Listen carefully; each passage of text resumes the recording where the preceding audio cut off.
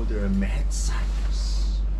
Hi fellow skaters, welcome again to the Romantic Skate Workshop. Last time I showed you guys the comparison video between the Power Dragons and the Spitfire soft sliders. I mentioned that they got some serious design flaws, and you can see the 58mm soft sliders did not perform very well. What actually are those problems, and how am I going to solve it? So a brief recap from the previous video. Power Prota and the Spitfire both roll out 93A0 soft wheels with strong characteristic of their company, as the Dragons did better on rough grounds and the soft sliders did better on smooth grounds. So what's wrong with these soft slide wheels? I noticed that the moment I get my first set of Dragons, wow, it is bulky, beefy wheel, considerably wider and thicker. Then I put them on and it slides, so it doesn't seem like a big problem. However, when I got the Spitfire 54mm Reynolds, and then I found, oh, the contact patch is much smaller than the Dragons. Then I got the Spitfire 58mm radials. Then I can see the problem is really there. Because from the last video you can see it got a much bigger contact patch, and it hinders the performance of the wheel. So I start to think how they decide the width of the contact patch. So I look up on the internet and find this a little chart, a chart from Spitfire, and I look at the radial shape and I see, oh, so the original 58mm radials is in this width.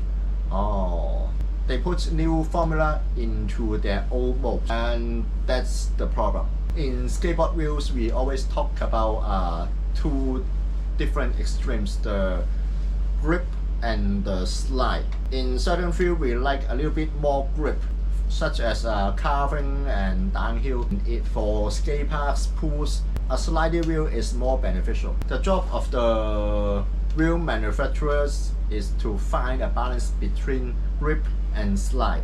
Their wheels will perform great if they find the sweet spot somewhere in the middle. The problem with the old molds is that it was for 99A or 97A. If you pour in a softer formula, it's gonna be more grippy than you would love to. This is intuitive, right? I can't believe they didn't make any adjustment when they designed this softer wheel. Power did the same mistake also, but luckily there was no comparison at that time, and most of their over-designed wheels are smaller in diameter, so the difference is not that obvious. Actually, for skaters, we don't look at the formula only. We also look at the size and diameter of the wheel. I will not take a 52mm wheel for downhill free ride. Also, I won't put a 70mm on my trick skateboard, because each type and each genre of skateboarding have their own optimal wheel diameter.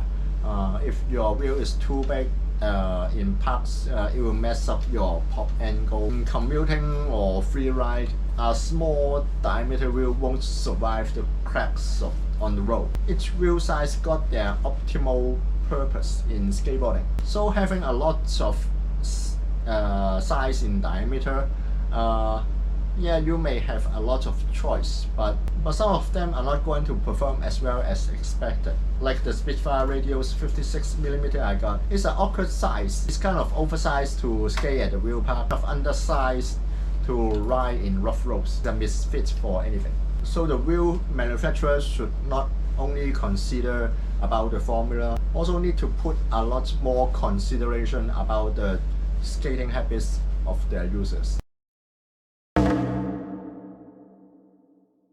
So last time I said its contact patch is too wide. I did modify this wheel a little bit just to see if I'm right about this issue. So I downsized its contact patch from 25 millimeter to 21 millimeter, and the result is yes, the wheel perform better in certain ways.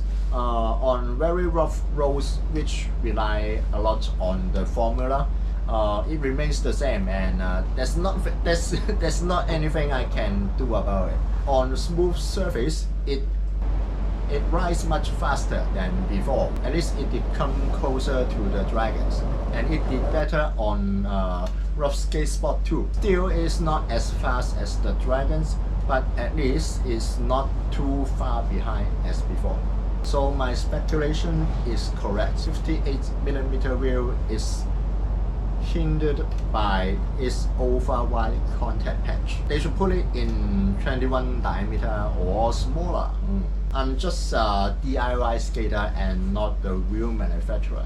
I should not be the one who optimize the wheel for them. Maybe there is such a rush to put it in the market. Just put the new formula into the old mold just to see what happens. And I understand it takes a lot of time and resources to optimize each wheel. So this is the current soft wheel problem and how to minimize it. I may try to trim my Dragons a little bit just to see if they perform better on smooth grounds in skate parks.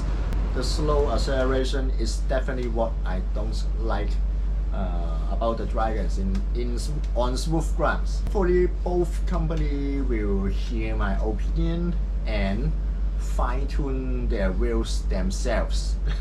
not done by me, someone who knows nothing about skateboarding. Alright, that's about it. Thank you for your time for all this boring hardcore science.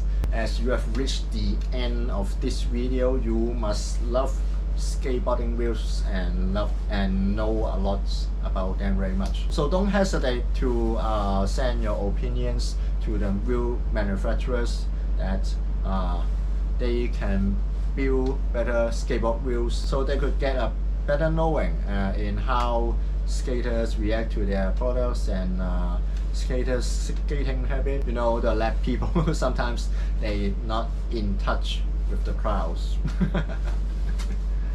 Alright, this is Max. Welcome to Romantic Skate Workshop. I'll see you next video.